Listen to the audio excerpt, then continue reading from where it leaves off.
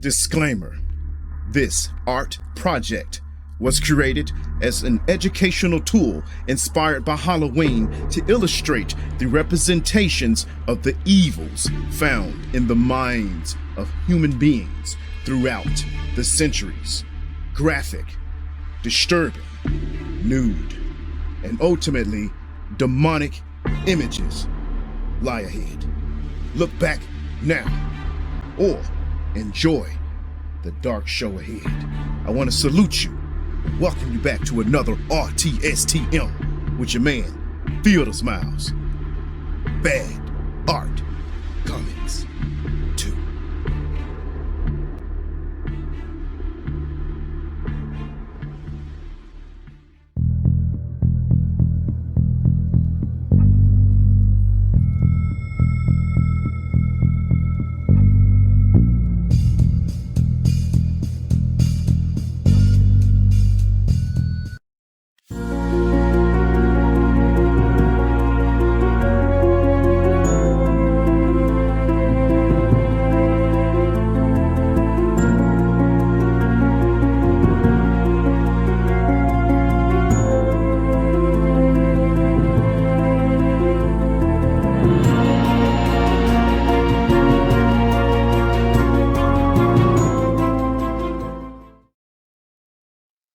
Welcome as a valued viewer, or even better, a subscriber.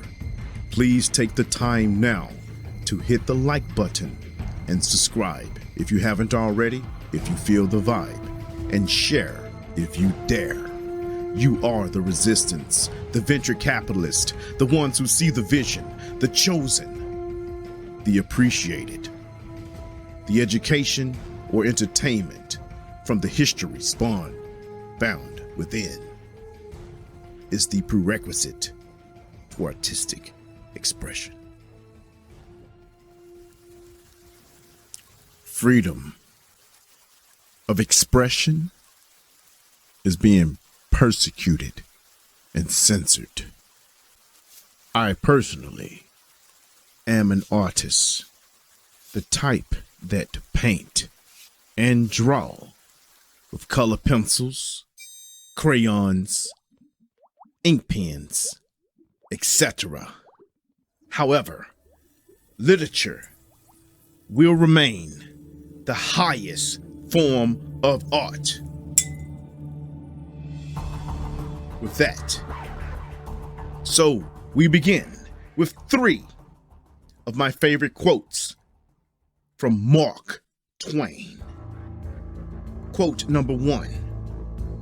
The 2 most important days are the day you were born and the day you find out why. Quote number 2 by Mark Twain. When in doubt, tell the truth. Quote number 3. Everyone is a moon. They have a dark side. They never show. Emanating from the bowels of hell, spiked, rusty chains reach and stab through the filament above to gain entry into the soles of your feet. Here, in this time and space, the bad art, or more accurately named dark art, transmits the artists', or more accurately, the conduits' mysterious and occasionally surreal ideas to help us understand and overstand ourselves.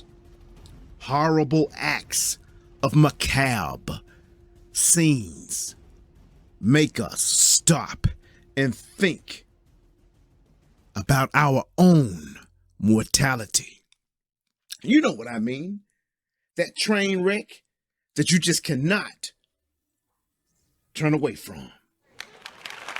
Visually stunning scenes of forgotten human primal sides that still confuses us with its impulses is bad art.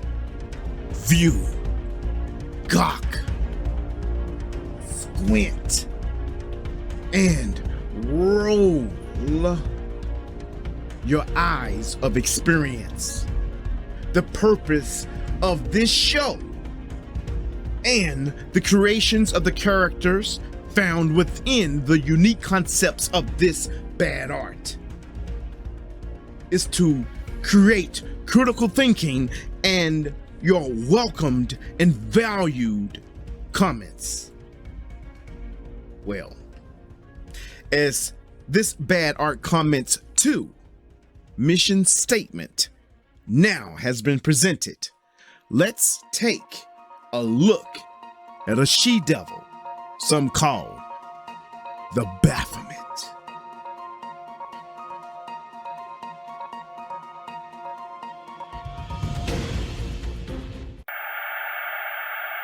Baphomet is a deity allegedly worshipped by the Knights of Templar that subsequently became incorporated into various occult and mystical traditions. The name Baphomet appeared in trial transcripts for the Inquisition of the Knights of Templar starting in 1307. It first came into popular English usage in the 19th century during debate and speculation on the reasons for the suppression of the Templars.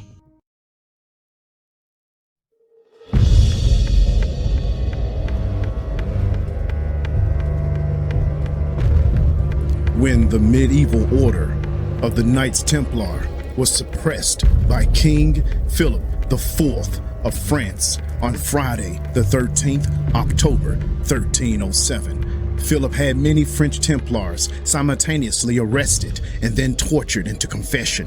Over 100 different charges had been leveled against the Templars, including heresy, homosexual relations, spitting, and urinating on the cross, including sodomy. Wow. Hi guys, RTSTM, you're rude for not introducing me earlier.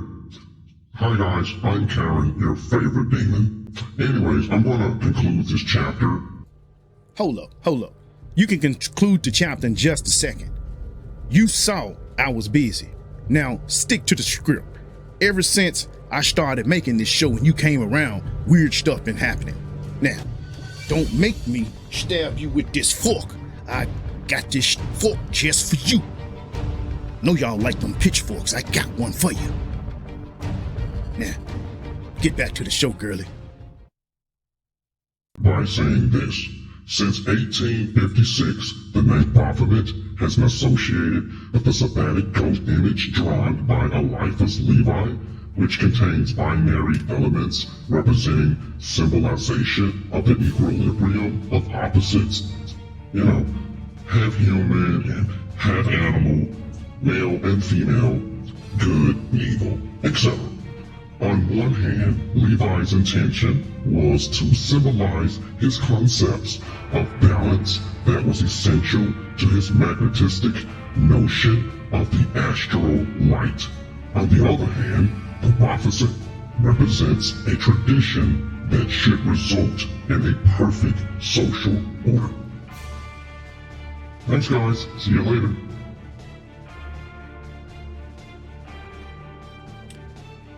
All right, Karen. Get your ass up out of here, man. Cause you smell like shit, vinegar, and piss. I'm gonna need you to roll. All right, guys, y'all gonna need some iced tea in your veins and some ice cubes in your cup. You know what I'm saying? When you get ready to see this next stuff that's coming up, you feel me? Man, look, I want to ask you to go ahead and like, subscribe, and comment if you haven't already, man. I made a whole lot of effects for this show, as you can see, and I went through a whole lot of work, baby. And another thing, man, almost broke my computer messing with these satanic images and stuff, man. I ain't even lie to you. It was hard for me to even shoot this show but I want to bring you this crazy stuff. One love, baby. Let's move to the next shot. We finna go to another spot, you know what I'm saying? Because in the next segment, hey, we're gonna go ahead and move to another gallery, because sometimes where you appreciate something is just as important as what you appreciate. You dig? Oh yeah, another thing. My question is this: why does the Baphomet images have children incorporated in the imagery? Is it because the creator of this idol, in their mind, of the believer, of course, they feel like the idol is superior? Do they view us and themselves as children under the eyes of this beast? I don't know. Let's move to the next segment. Just want to throw that out there.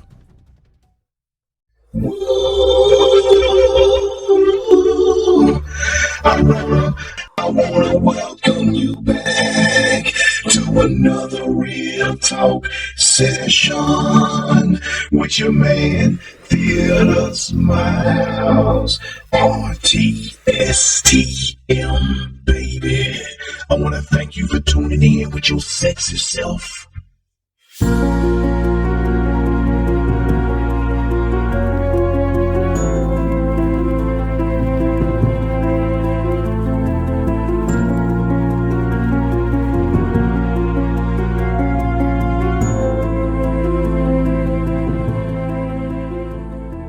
Hey Ashley, we've been friends for years, so I feel like I can tell you something. I'm burnt out on this style of work, but it's the best thing to pay me bills. Been feeling pretty dark lately. I found escapism in twisted images. I stand before you with most fun and dark art, passing beyond the black of the octopus ink into the Mariana tinge of creativity. Here we stand and discover dark and darker minds in pursuit of dark, altruistic dominance, disguised as friendly competition to enlighten the other in the fine arts world of dark art, what I call bad art comics. I'm not gonna hurt myself for nothing, but I just get tired of being exactly what's expected of me, you know? Sometimes we run from our dark side and then we get caught.